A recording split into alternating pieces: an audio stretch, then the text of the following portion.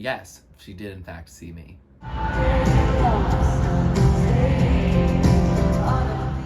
Hi, America Film My Phone, and welcome to another video. Today, I wanted to give my heartfelt gratitude to all of you who have checked out my video footage of Taylor Swift up close at the Eras Tour. That video, as of me recording this, has over 250,000 views on it. I just don't believe that. I know it is happening, but it's so exciting, and I'm so thankful that all of you have seen it. Whether you were like, oh, she doesn't have talent, or you love her and stand her like I do, thank you. I appreciate it. And to anyone who's a new subscriber as a result, welcome. But I wanted to go through my entire Taylor Swift Eras Tour experience with you who may be considering buying an international ticket or that last minute LA edition.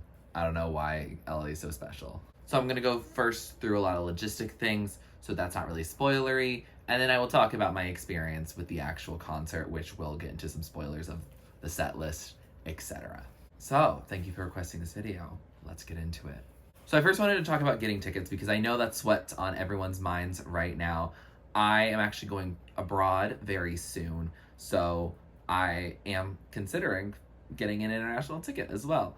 But I will tell you what the ticket experience is like. I only have some knowledge because I went with my friend and she was actually the one who got through on the Ticketmaster ordeal. But if you followed the news at all, basically you signed up for a city that you were interested in. I believe you actually got to pick the day, which I picked Saturday of MetLife because I work Monday through Friday, and also because it would be Gracie, Abrams, and Phoebe Bridgers instead of Gail and Phoebe Bridgers, and I really just wanted to see Gracie more than Gail. They added a Sunday one later, but it had already been once I had already put in my preferences in, and I didn't really feel like changing it that much. But the thing is that they gave us all the same pre-sale time, and it was just have at it, and you know, it's gone through the US government.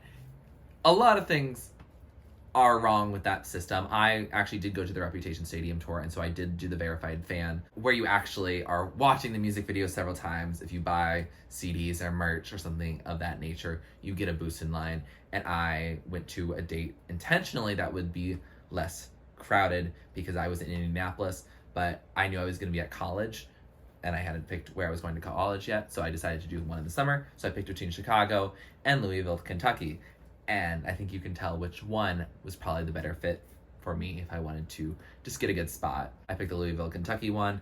It was very easy. I had like a whole 30 minutes to an hour to figure out where I actually wanted to be, talked with my friend casually about it, and we got the tickets that we wanted. For that one, I was close to the floor, but not quite to the floor, but I was straight on, and that was about, I want to say $120, maybe before fees. I think it was maybe like $150, $160 after that because Ticketmaster is a scam. But for this one, because I knew it was all her eras and I had just always wanted to see her up close, and who knows when the next time I'm going to be able to do that is, who knows what the world will look like in the near future. I have no idea. So on my Instagram, I was specifically like, oh, who wants to see Taylor Swift up close with me on Saturday? And one of my friends was interested, and so we went together, and so we both did the pre-sale thing.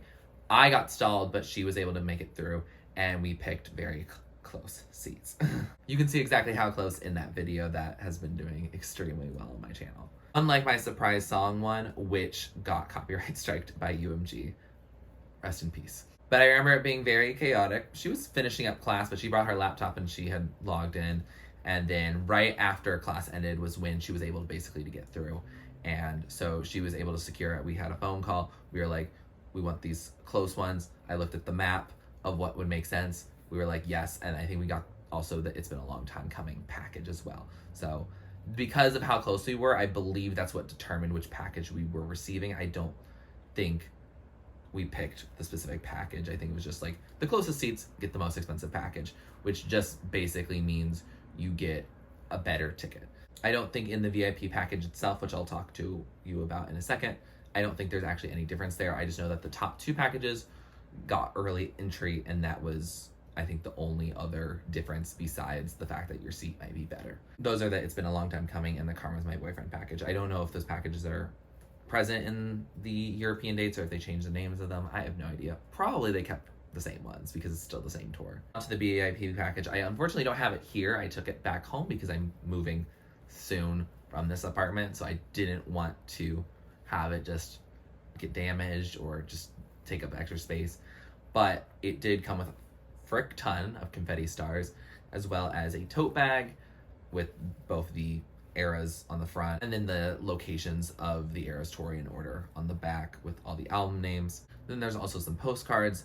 There is a special commemorative pin. There are 4 little posters. They're just like cardstock style, maybe a little stronger than that. There's the VIP laminate and the lanyard that goes with that, so you can wear your VIP thing. That is something that I had my mom ship me actually from my house where we had shipped the packages to, because it was important for us to be able to wear them during the show, because they also light up much like the bracelets that you get when you walk in. And there might be a couple other things.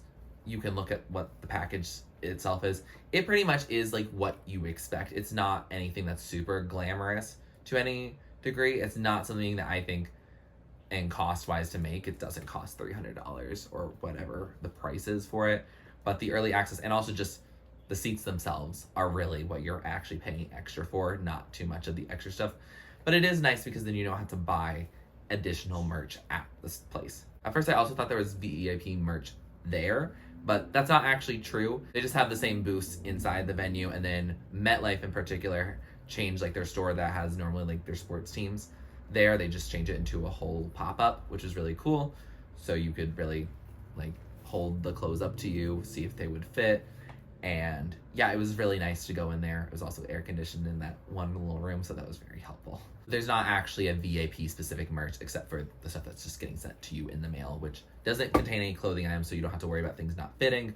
It is just tote bag, postcards, stuff like that. I did end up buying merch because I went to the New York City show. I had the access to those special late night editions of Midnight, so I picked up one of those. It was only $10, so I was like, fine. And then I also got a tapestry that you can hang on your wall. It has the same Eras logo and everything, but I figured in a new place it might be nice to decorate like that rather than some paper poster that's going to get damaged. The only other thing to think about before you actually get there is both your costumes and then if you're going to do friendship bracelets. Friendship bracelets were so freaking fun. I did a method with rubber band bracelets. They have like these tiny bands. That was what I was able to get for free from someone who was just randomly giving them away. So I was like, oh, I'll just use them to make friendship bracelets. So I did them in Reputation colors. I had like black, and every so often had like this metallic green, very snake-like. And so I did those ones, but I think the classic one is really the bead bracelet. That's probably what you're going to get people very excited about because you can put your little words and things on that. I was able to trade all of them. Everyone is very friendly, and there was only a couple times when either myself or someone else didn't really want to trade a bracelet, and it was more if they just had traded all their bracelets away and they didn't want to trade the new ones that they had gotten from their new pals, or if they just weren't as excited about it. For example, all the ones of like this one person that I ran into was all very heavily memed, and one of the memes was about like Maddie Healy, and we don't need to tarnish ourselves and our Swiftie experience with thinking about that man. Or if there's a song that is popular for some other people but not really popular for me, Betty for example, I'm sorry, but I would probably trade it, and then I would trade it away to someone else. I also brought stickers too, and that was totally fine to get into the venue. I ended up just handing them out at the end. I was basically getting marks on my wrist from the bracelets, so I'm not even sure if I had them on the entire time because I was like, let's not, endanger myself or have a health issue because of having friendship bracelets on my wrists. It was because of having too many, not because of just having them in general. You're gonna be safe if you have like 5. I had like 30. And then the other thing is your outfit. Now, could you show up not wearing anything? Well, you do need to wear something, but you don't have to necessarily wear a costume or a Swiftie themed outfit. It's fine. I'm not gonna shade you for that. I'm not going to badmouth you for it, but I think it's fun too. And especially if you are a Taylor Swift fan, just do something fun and also comfortable, because you're gonna be on your feet for probably most of this 3.5-hour concert, if not also for the openers. So you might want to just think about comfortable shoes. That's probably important. I actually had these boots on, which was nice for height, so I could see her better, and my camera was a lot better when I was recording. Yeah, it ended up being a great fit. I wore this jacket, that's why I'm wearing it now. I got compliments all day on the way getting there. It took a while to get there, and I'll talk about that in a moment. But I got compliments all day, even by people who did not know I was going to Taylor Swift concert. They were like, "Oh, like, are you wearing it for anything?" And then I was be like, "I'm going to see Taylor Swift." And then they're like, "Oh, yeah." Like, it would be strangers on the streets, but also people at the concert really loved it. I saw a lot of Miss America and the Heartbreak Princes. My friend dressed up in like a little yellow dress, giving fearless energy.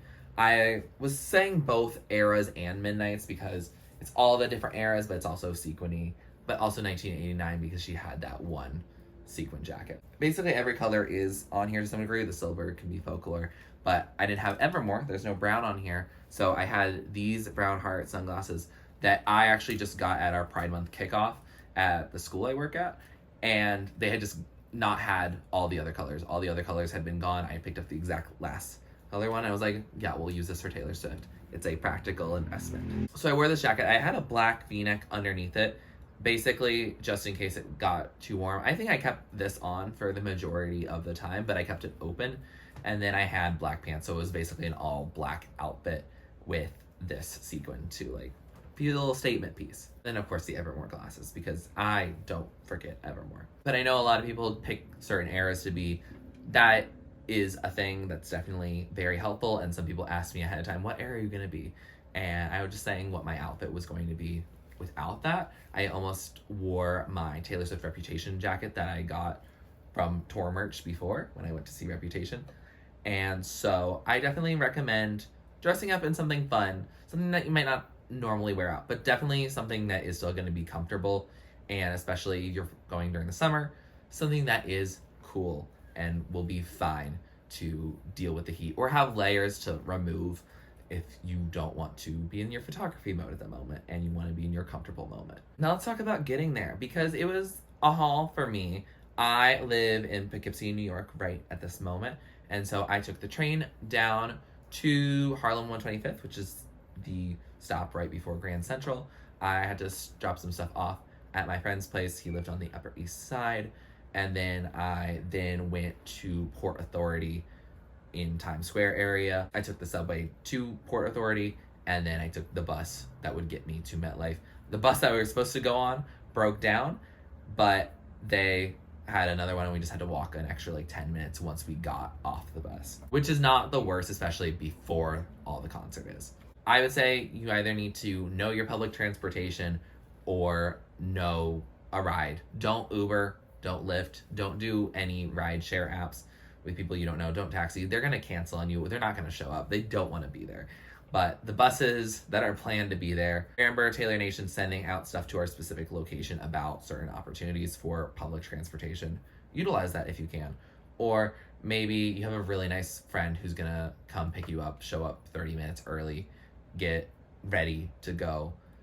But it's a stadium, so everyone is leaving. There's like 60,000, 70,000 people all there at once. That's a lot to get out. So if you can leave really early, or if you want to wait in your seats for a bit, if you're cool with waiting in the car for an hour just chilling as you wait to exit, that's also fine. It's going to be a late night. Your night doesn't end at 11:30 when Taylor Swift stops playing. Your night goes longer. Make sure, please, bring a portable charger. My portable charger cord literally broke in my phone, and that was so annoying because I didn't even get like a full extra charge in it. And yeah, it was very stressful. I was worried about my digital bus pass showing up for the way back, and yeah, it was very stressful. So make sure you have a portable charger. Make sure you get a second portable charger. They actually now sell Taylor Swift portable chargers, and I bought that with the extra discount code that they do give you after the show. That's also another important thing, that merch-wise, there's extra merch on the internet. You'll get a code sent to you right after your show. That's good for like 24 hours. So utilize that. I got a passport holder because I'm going abroad, and then also a portable charger, which works pretty well actually. Also remember, it's a stadium, so I was able to get there super early because of my VIP status. I basically just waited in this line that moved very quickly, and then scanned my ticket, and I was able to go in. You could get to merch very easily. The lines were not long at all. Capital One did a couple fun things, and you didn't have to be a Capital One member or anything to do them. There were just photo ops. There was also a video where you could pretend to be in that elevator commercial with all the Taylor Swifts. So you just do poses and you have a good time. It was very silly. It was really fun. And yeah, great for photo ops. I had a great time with that. I will also say, in terms of navigating stadiums, If you identify as a man or a boy or non-binary, you're going to have a great time in terms of getting to the restroom. It's going to be easy. It's not going to be hard. If you need a drinking fountain, it's also not that hard. If you identify as a woman, consider for a moment that gender is fake and is a social construct. Use the men's restroom if you can, because, oh my gosh, the line at the women's restroom, it always is long, generally, isn't it? But also, during this concert, I will say I love seeing men and masculine appearing people go to Taylor Swift concerts. I will say they're not the majority of the people who are going to these Taylor Swift concerts. So definitely, even though the queer people are definitely here in some form, it is a lot of cis women that are going to be there. And so, even as a cis woman, if you want to use the men's restroom, I don't care. As long as you're allowing men and other people who would like to use a urinal to use a urinal. Don't make it look like you have to stand in that line to use a stall. But consider, the stalls are there. I literally went into the men's restroom 4 times maybe during that entire night. And I will say, I didn't have to wait in line a single time, and there were stalls open every single time. Consider that. Catch on soon. Watch the video. Get me AdSense. I love that. But get yourself that nice, easy access to the bathroom, because that line did not move for my friend. My friend used the men's restroom, even though she's not a man. But it definitely works the same freaking way. Now, my last piece of logistical knowledge is going to be about the openers. I will talk about the openers a little bit in terms of spoiling, but it's not that spoiling for the Taylor Swift concert itself. But I had Gracie Abrams and Phoebe Bridgers. Gracie Abrams came on first because Phoebe Bridgers is, TBH, a little more iconic. But Gracie Abrams, you were lovely. My friend has like one song that she really likes from you. I don't remember off the top of my head. I think it's the one with age and a birthday or something like that. I will put it on the screen. But you played that one. She really liked that. That was great. And your set was pretty short, and you didn't go much beyond that diamond. Neither of the 2 openers, Phoebe and Gracie, neither of them made it all the way to the end of the catwalk. I'm not sure if they were allowed to necessarily. I think it was covered during part of the time, or that maybe that was just before the opener started. There was a time where you couldn't be on the end of that, and that's where I was. I was in section 9 of MetLife. I can show you where my spot exactly is in reference to Taylor right now. I was very close to the end, and I will talk about the songs that do really well on the end later. But Gracie was fine. Phoebe was wonderful. She played a lot of songs. She also was even doing her own surprise song, which is pretty cool. I thought that was a clever idea, especially to play off your friend and your fellow performer. And no one but me was ready for the I Know the End to close out her set. Oh my gosh, the screaming is incredible. I don't think she's doing any more shows now, so that's not really spoiling at this point because you can't go to see it. But it was incredible. I had always wanted to see that live. That was my first reaction on this channel, was to Punisher from Phoebe. So it was wonderful to finally see it happen. I'm about to get into the spoiler section. The only other logistical things is getting out, which I think I pretty much covered about getting in, know your public transport situation. If you have tickets and stuff like that, make sure that you have enough battery after the show for that. But definitely bring your portable chargers if you can, please. And then the other thing is that there's a firm likelihood you won't remember every part of the concert off the top of your head, and realizing that you fully experienced it. I had definitely had post-concert amnesia. Those articles are not lying. It was insane for me to realize. I was like, I don't really know what just happened. But now, like, as I'm talking about it now, I'm feeling those memories in a different way than I probably did that night. So now we're getting into the spoiler part.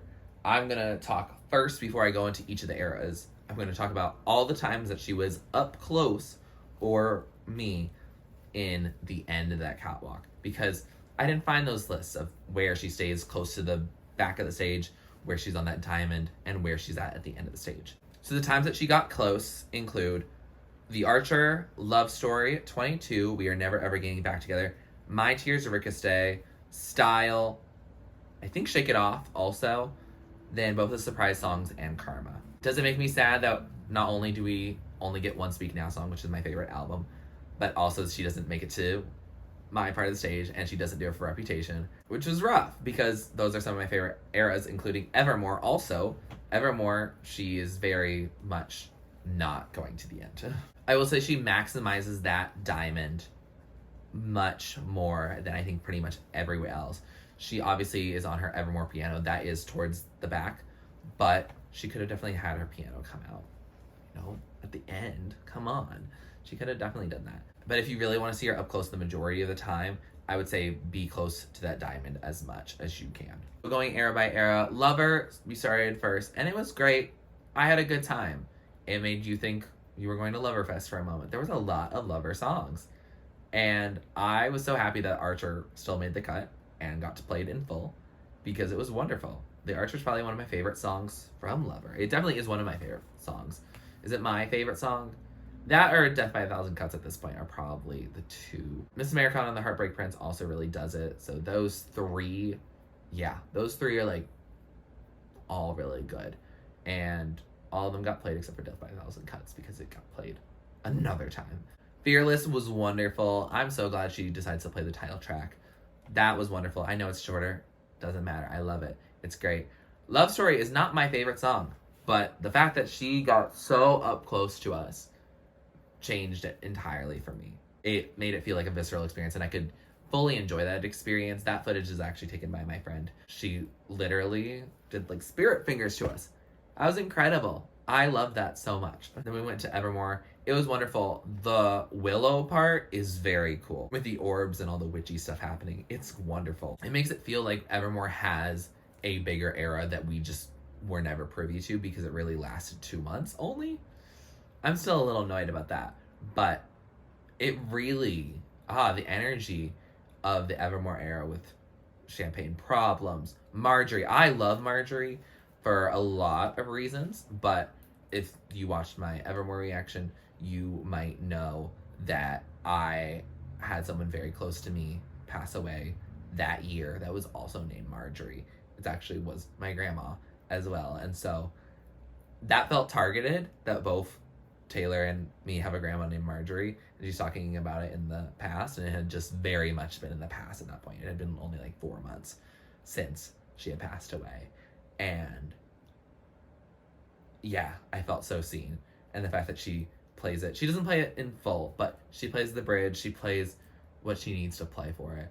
And I nearly went to tears. I did not cry during the Taylor Swift concert, and I think it's because of that shock I was talking about, that those articles are saying that we can't even process our emotions on it because we're just so overwhelmed with excitement. I really love the Evermore set. It's a shame none of it comes very close to me, but it was absolutely wonderfully crafted. Reputation changed the vibe entirely because, oh my god, I was transported back. And Reputation, I did definitely cry during. My surprise song during the Reputation Stadium tour was Mine. Lost my mind on that. The energy was palpable. Her Don't Blame Me part. Yes, every part of the Reputation part was so great, and I wish it had been longer because it was so good. I would have loved it. I Did Something Bad repeat on that because the energy of it was just wonderful. That was when I didn't necessarily need to see her so up close because she really was filling the stadium. Reputation was made for a stadium for sure, more than any other album that she's ever made. Also during Delicate, make sure after the first chorus that starts at the very beginning of the song that you do 1, 2, 3, let's go. I censor myself for YouTube, but you should say it out loud. She absolutely adores it at this point. Speak Now is too short, as always, but her gown is absolutely gorgeous. And I'm very excited for Speak Now's trailer's version. I believe this video is going to go out before it drops. I definitely will be reacting to it when it happens.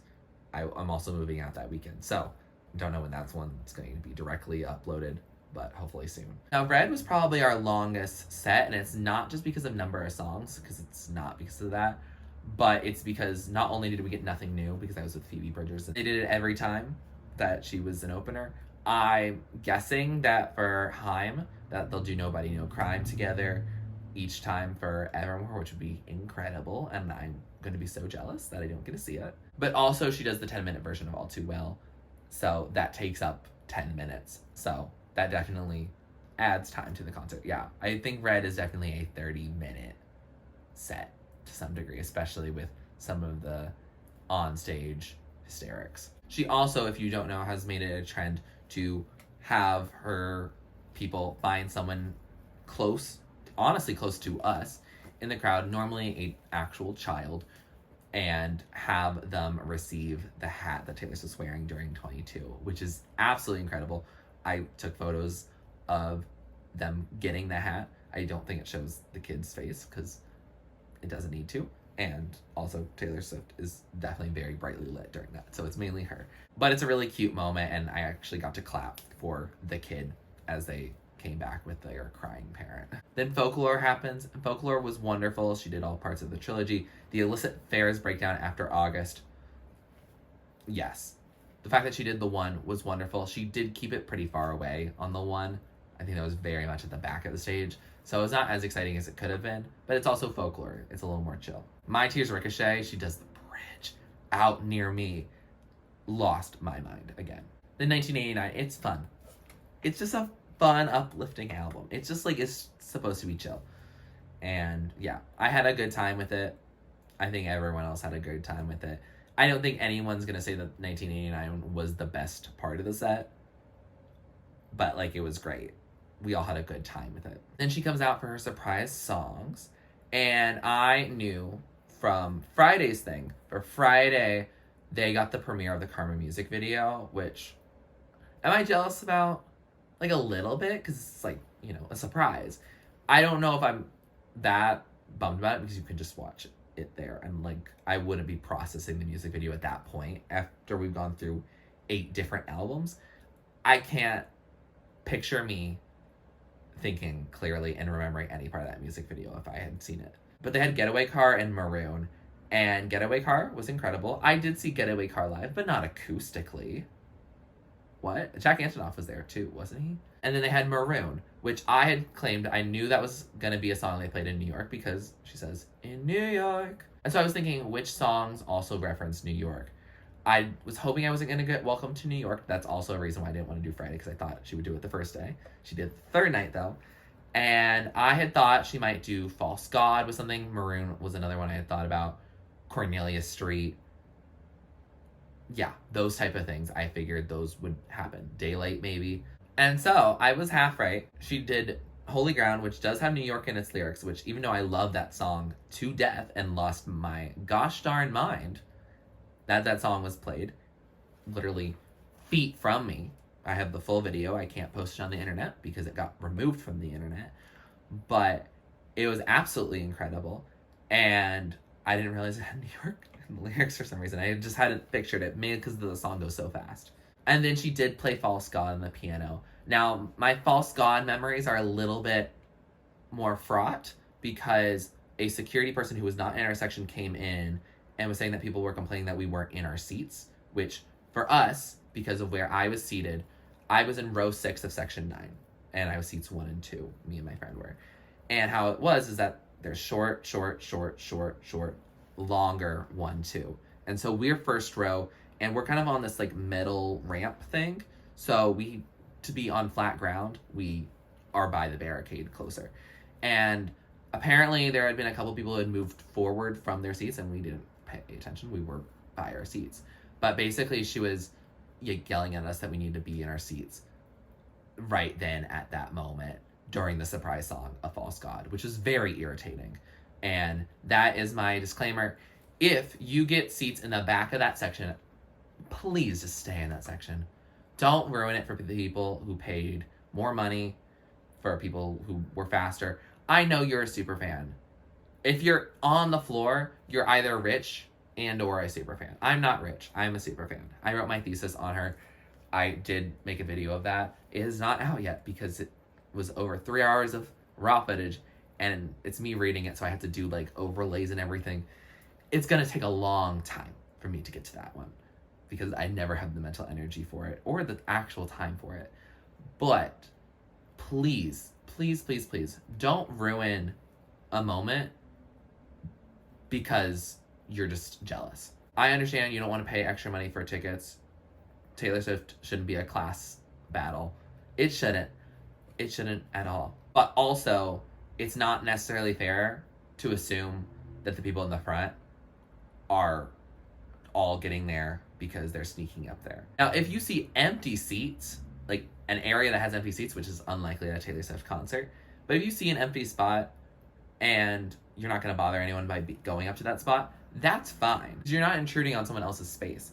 But there were people who apparently did that and caused someone to come out of their section and scold us in the middle of False God, which was very frustrating. She talked like during probably 1 minute in, and then until basically the end of the song. It was irritating because all the security in our section was chill. They were giving us bracelets. We were giving them bracelets. I gave them stickers. They were having a good time. Do they know Taylor Swift that well? No. And it's okay. They don't have to. It makes it probably better if they don't, for security reasons, that they're not obsessing over the person they're trying to keep secure. So don't do it. Please don't sneak up, because you could ruin a moment for other people. And so our footage for False God is not usable because you just hear people yelling. She was yelling at also my friend who was taking the video during it. I took the video during Holy Ground, and no one was bothering us during that time, so it was good. But like, it went all over the place and it has a lot of yelling in it. So I used the stuff from the other side. Thank goodness Holy Ground was on our side and False God's more on the other end of that far out part, because that really annoyed me. And when I think about that concert, that is one of the things that sticks in my head, because it really like was a lot of yelling and it just didn't need to happen. You just don't need to make other people have a less fun time. It was still a really wonderful, amazing concert experience, and I'm not trying to say that tarnishes everything, but it was awful timing for Saul, the security person, but she doesn't really know. She's just doing her job in theory. You don't want to make it annoying for everyone else. Be one with your Swiftie community and just have a good time with what you're given. We're all in the room together. Let's just have a good time. I think it has to do with concert etiquette too, because we haven't been at concerts for a while, and so people don't know how to act. Stay near your seat if it's a seated concert. Just please do that. If it's floor, don't pass through people. People got there earlier. People camped out. They waited, or they had VIP. People did what they were supposed to do. Please just follow the rules on those things. There's not too many rules at concerts. There really isn't. I don't think we're overruled out on concerts. So like, let's just follow them so that we can have a good time and people can continue to do the things that we want to do with our time at these concerts. During Midnights, I will say I don't remember it the most. That's because you've gone 3 hours of seeing Taylor Swift, your idol, doing the thing. And second, because I was still really stressed out. It had really unnerved me, that interaction. I was just worried that I was like going to get scolded again, and I didn't want to have beef with a security person. I'm not a fan of police officers. Security people at Taylor Swift concerts are different people. They are not the same people who are leading into that industrial complex. They're actually meant to keep people safe in the way that, honestly, people do need to be kept safe. So I don't remember that much. Vigilante is iconic, as always, but I had seen it. A lot of the Midnight stuff I had seen ahead of time, and so it wasn't all that novel. Ice Spice did come out for it. It was cool. I don't know if Ice Spice is my thing. The remix, but I know that's not even an unpopular opinion. I see the vibes. I'm like, good for her. I'm happy to see her thriving. Good for her. But I don't think I'm really going to listen to her music that much. She's just really not for me, and that's okay. I don't think her flow is mine. I'm more of a Nicki Minaj flow stan. I like Doja when she raps too. Ice Spice, she's more chill and laid back, and I'm not chill and laid back, so it just makes sense. We're not necessarily the most compatible in a music artistry and listenership way, but it was cool that I got surprised with that. I will say, of the two guest features between Phoebe and Ice Spice, I was definitely more excited about. Nothing new. But that really concludes my concert experience. I had a good time. I will say the memory is lacking to some degree. I'm glad I took videos, especially if you are a hardcore fan. It makes sense to take videos. You will feel some joy during that. I will say the Reputation Stadium tour, when that Netflix documentary came out, I did cry during it. I probably will cry if I watch a Taylor Swift Eras Tour documentary, if she makes one. I would love to see that happen. If she does, yes, that would be wonderful. Now, if you've heard me talk and you want to see her in concert, or you are seeing her in concert, but this is more for people who haven't gotten their tickets yet, I definitely recommend, if you want to see her as close as possible, I definitely recommend the Diamond. That is where I would be, unless you really want to see her during the surprise songs in particular, because she is very up close and she stays up there the whole time. And that's very wonderful. I enjoyed it. I will say I probably would enjoy the concert in a bowl. I could be in nosebleeds and have a good time. It's a concert that I think you'll have a good time in. I'm not saying pay $500 for nosebleeds. Don't do that. I would not ever buy a resale ticket for Taylor Swift. I just don't think it's worth it because they'll sell it for an exorbitant price. And I had a great time. I paid about $1,000 for the experience. Just over it. But that is basically front row. That is seated front row. That's not just on the floor. That is seated. And I get my VIP package. I am basically seeing Taylor. And it was incredible. I'm disappointed she didn't do meet and greets for this tour. But I did get my experience. I don't need to see her up close again. And that's not because I've stopped standing her necessarily, although I do have problems with standing musicians. And so I don't know if I want to use that language for it. But I wanted the experience once so I could say I experienced it. And I did it when she's talking about all her eras. When she's doing just one album again, unless I'm obsessed with that album, I'm okay with just doing nosebleeds to see her again. That's okay for me.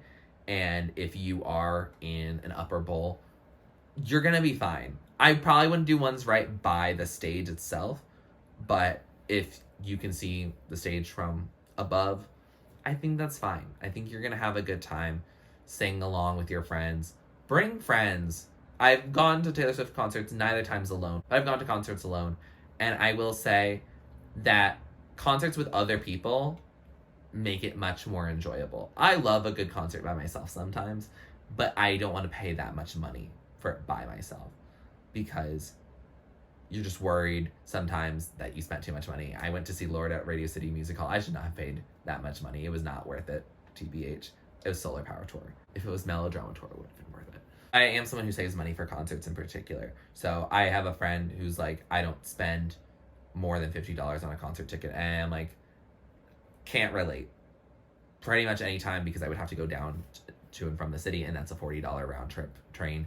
So I expect to spend money when I go see an artist that I love. And that's okay because that's what I'm doing. I'm saving. I really enjoy it, and I have a visceral experience every time I go. So if I think I'm going to get that experience from a nosebleed, which I might, then I might just go for that and allow other people to go into the bottom. But I'm not saying don't go for the bottom if you really want to see her up close as much as possible and you don't care about all the visual effects on the floor, because I can't see any of that. And I didn't really care about that. I really wanted to see her up close, and I did. I think I'm done. I know I talked for a long time. I don't have a clock, so I can't say how long I talked for, and I might be late to a meeting with my friends, but I think I had a great time, and I wanted to share it with you. Thank you again for all your support, for all the 250,000 views over that it's gotten at this point. And at this point, probably by the time I finish recording, definitely by the time that this video goes up, I believe I've made my money back in my ticket at this point, which is insane.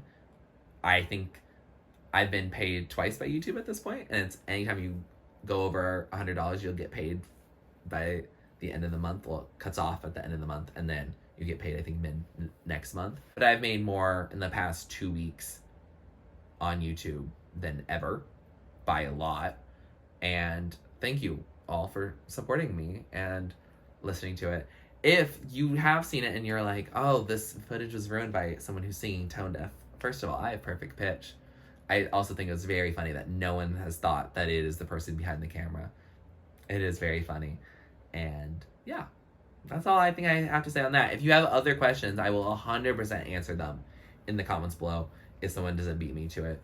Because if I miss something, it's because it was an overwhelming experience. It was a wonderful experience, but it is overwhelming.